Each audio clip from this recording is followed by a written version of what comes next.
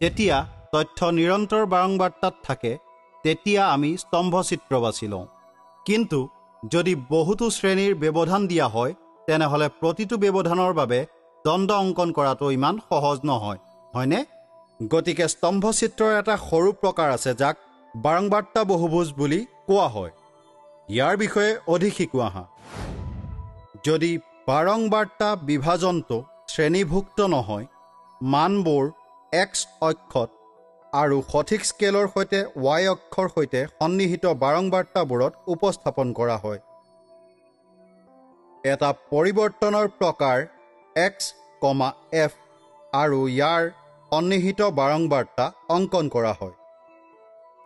যদি বিতৰণক শ্ৰেণীভুক্ত কৰা হয়, প্ৰতিটো শ্ৰেণীৰ মধ্যমান এক্স অক্ষৰ সৈতে উপস্থাপন কৰা হয় আৰু সঠিক স্কেলৰ সৈতে ৱাই অক্ষৰ সৈতে সেই শ্ৰেণীৰ সন্নিহিত বাৰংবাৰ্তা উপস্থাপন কৰা হয়।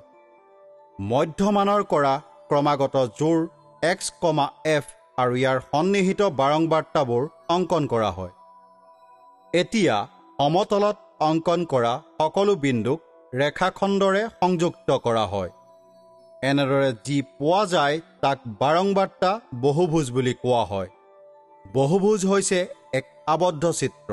সেইবাবে বহুভুজটোৰ সৰ্বোচ্চ আৰু সৰ্বনিম্ন প্ৰান্ত যথাক্ৰমে সংযোগ কৰা হয় যাতে ৰেখাখণ্ড এক্স অক্ষৰ মধ্যবিন্দুত সংযোগ কৰি শ্ৰেণীটোৰ প্ৰথমটোৰ সৈতে আৰু অন্তিমটো অনুসৰণ কৰি যোগ দিয়া হয়। সংক্ষিপ্ত বিৱৰণ দিওঁ আহা। এই ভিডিঅ'টোত আমি শ্ৰেণীভুক্ত আৰু অশ্ৰেণীভুক্তভাৱে বহুভুজ আঁকিবলৈ শিকিলোঁ।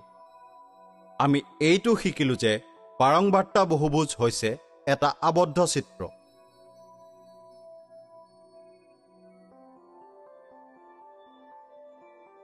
বহুতো সংগঠনত বাৰংবাৰ্তা বহুভুজ বহুলভাৱে ব্যৱহাৰ কৰা হয়।